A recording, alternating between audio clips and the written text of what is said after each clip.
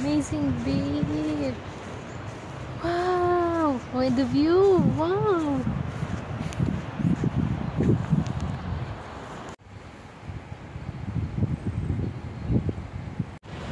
Finally!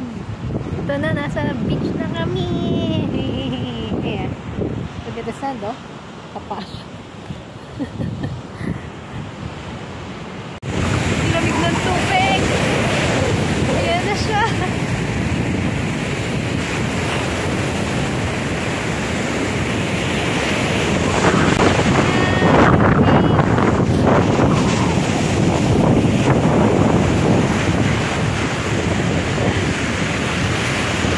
Yan yung dagat.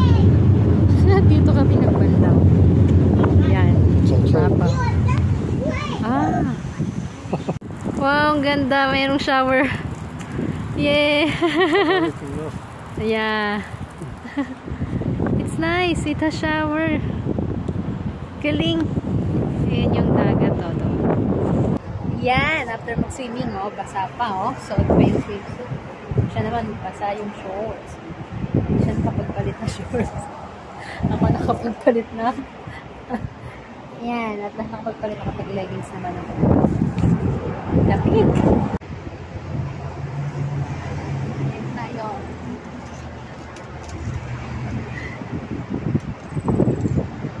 At kami ay nasa train station.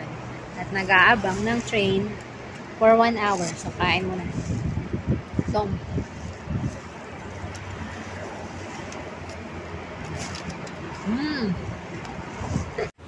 tapos na naman ang isang araw ng gala. At ito ang isang magandang aspeto ng buhay sa Australia. Ang madali ang transportasyon at ang kakayahang mamasyal at mag-enjoy sa isang araw.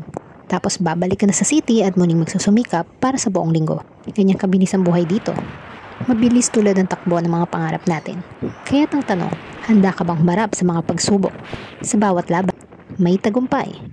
At bilang mga Pilipino, sanay tayo sa pagsusumikap, sanay tayo sa pagbangon at lumaban sa buhay. Kaya patuloy lang, go for the goal, kasi ang bawat hakbang na ginagawa natin ay isang hakbang papalapit sa tagumpay.